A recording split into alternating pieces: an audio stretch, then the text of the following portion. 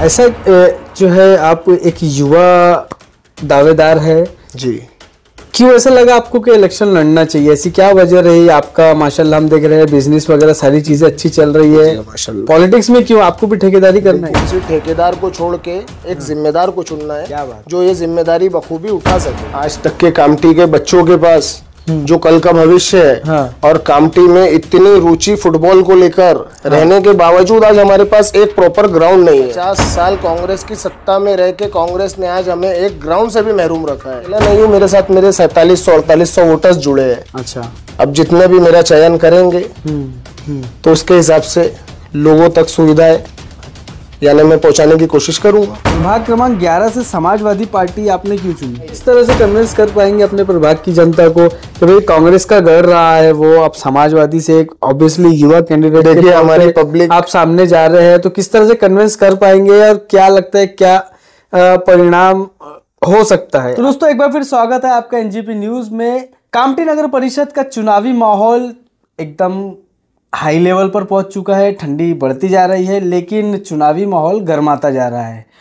इसी माहौल को और गर्माने के लिए एनजीपी न्यूज़ सभी कैंडिडेट्स के पास जाके उनसे उनका इंटरव्यू ले रहा है।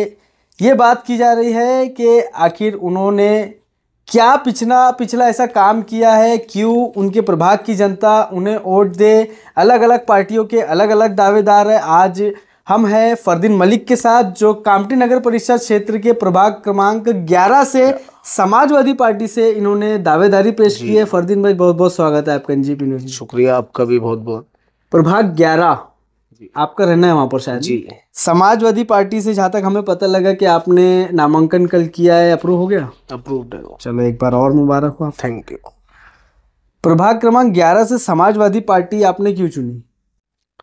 देखिए पार्टियां तो बहुत सारी है बिल्कुल, लेकिन जो पार्टी एकजुट होके एक गठबंधन की तरह काम करे, हर एक इंसान को वही पार्टी चुनना चाहिए। अच्छा, आपको तो मिसाल बताने की जरूरत है नहीं, आप तो रोज रिकॉर्डिंग कर ही रहे हो। बिल्कुल।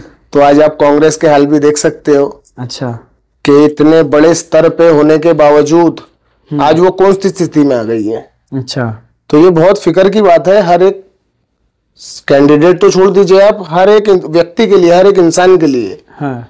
क्योंकि आप ऐसी पार्टी का चयन करेंगे, हाँ। जो कि खुद आपस में इतनी गुटबाजी है। अच्छा, तो आप फिर लोगों का उद्धार क्या करेंगे जब आपके आपस के झगड़े खत्म नहीं हो रहे? सही। इसलिए मेरा पूरा प्रेफरेंस और मेरा चयन समाजवादी पार्टी था। तो आपको लगता है समाजवादी पार्टी में कोई गुटबाजी और ये सारी चीजें नहीं है? नहीं, मैंने तो जहां तक के सर्वे किया तो मुझे ऐसा नहीं लगा। अच्छा, और जितने मेरे साथ लोग मुझसे जुड़े हुए हैं, हाँ। जो मेरे वोटर्स है, तो मैंने उनसे डिस्कस किया। जैसा कि मुझे समाजवादी में जुड़ने के लिए पहले से मैंने सोचा, एक सोच बनाया, पार्टी की विचारधारा, पार्टी की चीजें देखते हुए। तो अपन तो इंसान किसी भी चीज का एक कपड़ा भी लेता है तो क्वालिटी बिल्कुल हर चीज देख के पसंद करता है। बिल्कुल। तो ये तो एक बहुत बड़ा फैसला है, क्योंकि मैं अकेला नहीं हूँ, मेरे साथ मेरे 4700-4800 वोटर्स जुड़े हैं। अच्छा, अब जितने भी मेरा चयन करेंगे तो उसके हिसाब से लोगों तक सुविधाएं यानी मैं पहुंचाने की कोशिश करूंगा। ऐसा जो है आप एक युवा दावेदार है जी, क्यों ऐसा लगा आपको कि इलेक्शन लड़ना चाहिए? ऐसी क्या वजह रही? आपका माशाल्लाह हम देख रहे हैं बिजनेस वगैरह सारी चीजें अच्छी चल रही है, पॉलिटिक्स में क्यों आपको भी ठेकेदारी करना है? मेरा तो कुछ ऐसा दूर दूर तक के राजनीति से कुछ रुझान नहीं था, हाँ। क्योंकि यही गंदी पॉलिटिक्स जो अपने कामटी में चलती है। अच्छा, मेरा इसलिए थोड़ा सी भी राजनीति गंदी इन द सेंस आप देख सकते हो भी कितने, यानी रोज एक नया ब्लेंडर है, रोज कुछ ना कुछ नया देखने में आता है, हाँ। कभी कुछ और हर किसी का आज एक मोटो है, हाँ। जैसा कि हमारा पिछला नगर सेवक भी आप देख सकते हैं, हाँ। 5 साल में आप सिर्फ वोट लेने के लिए आते हो। अच्छा, मैं खुद एक सदस्य हूँ अपने एरिया का, हाँ बिल्कुल।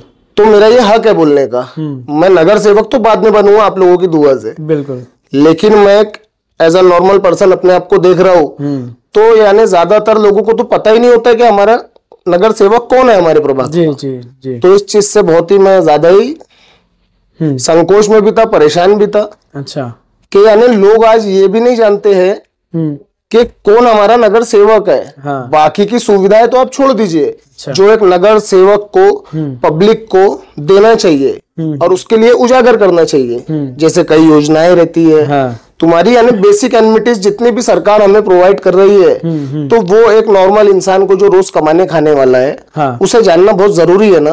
तो ये अपना ही फर्ज है। बिल्कुल। जैसा हम सेवा के लिए उतर रहे हैं, हाँ, तो यहाँ सेवा का तो मुद्दा ही खत्म हो जाता है। अच्छा। यहाँ सिर्फ और सिर्फ ठेकेदारी। तो वही मैं आपसे पूछ रहा हूँ कि आप भी ठेकेदारी करना चाह रहे हैं? नहीं, मुझे अल्हम्दुलिल्लाह मैं काम धंधे में अपने बहुत खुश हूँ। हाँ। मुझे इस चीज की ठेकेदारी की जरूरत ही नहीं है। अच्छा। हाँ, लेकिन मेरे प्रभाग के विकास के लिए जो चीज जरूरी रहेंगी, हाँ, मैं उसकी मांग करूंगा। हाँ। जहां मुझे मांग करना चाहिए, जहां सीओ साहब से बात करना चाहिए, जहां जो प्रस्ताव ठहराना चाहिए, डालना चाहिए, वो चीजों पे मैं चर्चा करूंगा। क्योंकि मैं अपने प्रभाग का हूं, तो मुझे अपनी नॉर्मल समस्याएं पता है। और हर कोई जान नहीं मांगता यार, ये छोटा सा इलेक्शन है, प्रभाग का इलेक्शन है। बेसिक चीजें, बेसिक एमिनिटीज लोगों की पूरी हो जाए। हाँ। हर कोई बस इतना ही चाहता है। क्या समस्या है आपकी वार्ड की? आप लंबे समय से अपने प्रभाग में, अपने वार्ड में रह रहे हैं। क्या लगता है क्या चीजें ऐसी है जो होनी चाहिए थी, लेकिन पिछले 10, 15, 20 साल में या 5 साल में आपके जो नगर सेवक रहे, नगर सेविकाएं रही, जो करना चाहिए था नहीं की? ऐसी क्या चीजें आपको लगता है? देखिए, ये चीजों की फहरिस्त तो बहुत लंबी है। अच्छा। अपनी रात बीत जाएंगी, बातें खत्म नहीं होंगी। कुछ तो मैं शॉर्टकट में आपको बता देता हूँ। सबसे पहली चीज है साफ सफाई, स्वच्छता। हाँ। ये चीज में पूरा माइनस है। अच्छा। है ना?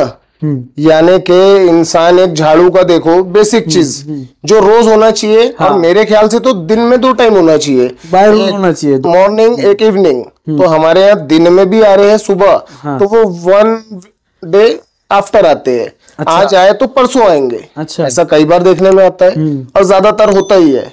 अच्छा। छुट्टी इसमें रहती नहीं। हाँ हाँ। कर्मचारियों को पेमेंट पूरी जा रही है, लेकिन उनका जमींदारी जब उनको जिम्मेदारी नहीं दे रहा है, हाँ, तो वो भी तो ऑब्वियसली वैसा ही छोड़ के चलते हैं ना। अच्छा। ध्यान देते नहीं है।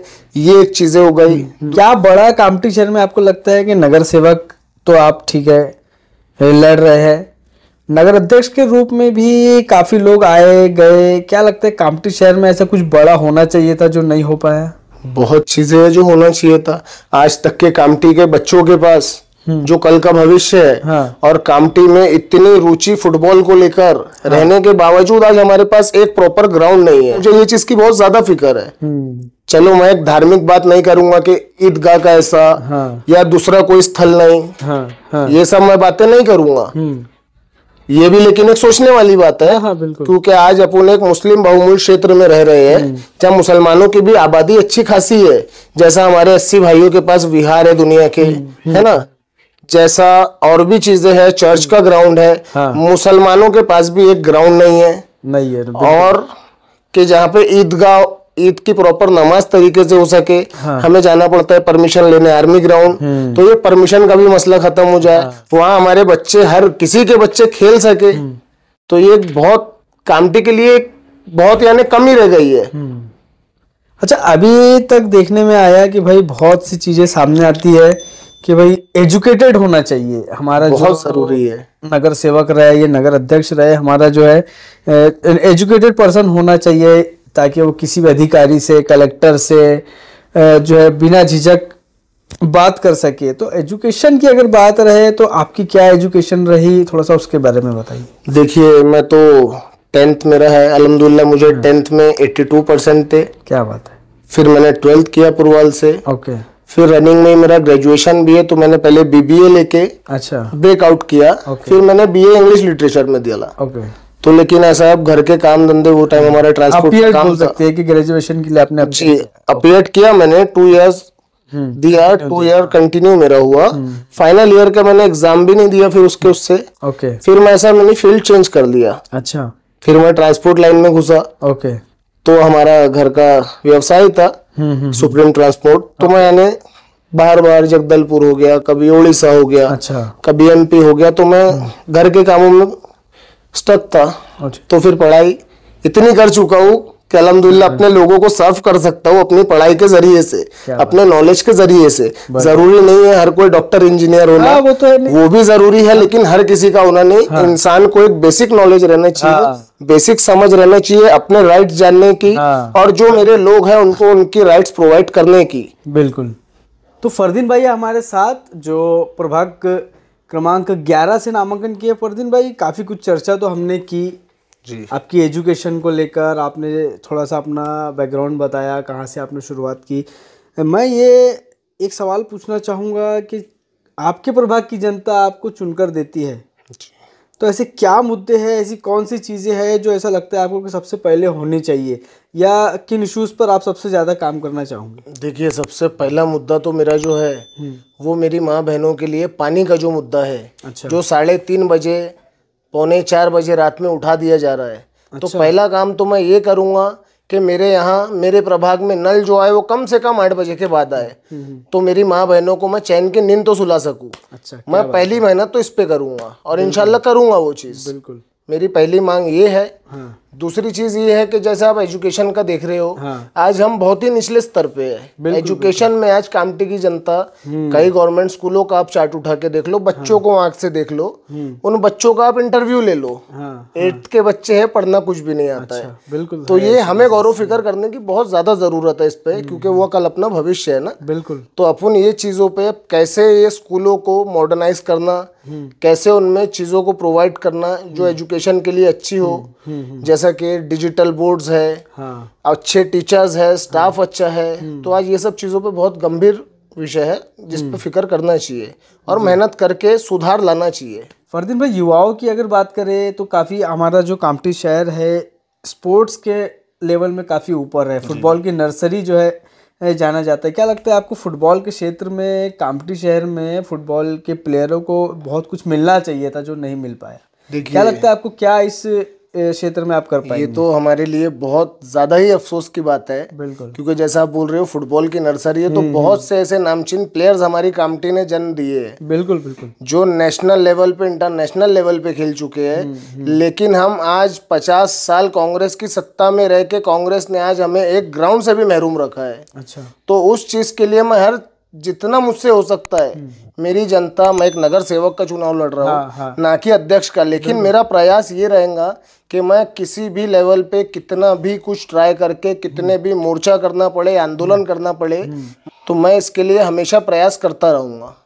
बिल्कुल। कामटी शहर जो है फुटबॉल की नर्सरी के नाम से जाना जाता है, लेकिन उतना ही अत्याचार बोलना चाहिए या उतना ही नज़रअंदाज कामटी के फुटबॉलरों को किया गया है। तो एक अच्छी सोच मैं समझता हूँ, एक युवा नेतृत्व फरदीन भाई जो है करने जा रहे हैं, और अच्छे विचार है। जिस तरह से इन्होंने कहा कि महिलाओं के लिए जो समस्या है इनके प्रभाग की, रात में जब एक अच्छी नींद लेने का समय होता है, उस समय नल वाले भैया नल खोल देते हैं और उन्हें उठकर पानी भरकर फिर घंटा 2 घंटा जाग कर जो है अपनी, क्योंकि वो भी एक बेसिक कम्युनिटी है भाई, घर में पानी नहीं रहेगा तो आगे की जो दिन भर का जो उपयोग है वो नहीं कर पाएंगी।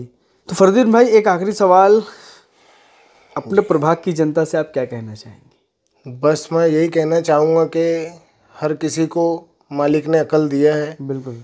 और सभी लोग, सबको ही समझ है, तो सोच समझ के चयन करें। ये हमारा हक है, ये हमारा अधिकार है। और जो नगर सेवक आप चुन रहे हैं वही आपकी आवाज़ है। बिल्कुल। अधिकारियों के और सरकार के सामने। तो ये चूज करना आपके लिए बहुत ही महत्वपूर्ण है और अहम फैसला है आपका कि आप अपना चयन, अपना वोट, अपना अधिकार किसको देते हैं। ये आपके आगे के फ्यूचर, आपके बच्चे, आपका परिवार, आपका एरिया, हर चीज इस पे डिपेंड करती है। बिल्कुल बिल्कुल। तो आपको ये बहुत सोच समझ के मतदान देना है। आपको किसी ठेकेदार को छोड़ के एक जिम्मेदार को चुनना है जो ये जिम्मेदारी बखूबी उठा सके। बिल्कुल।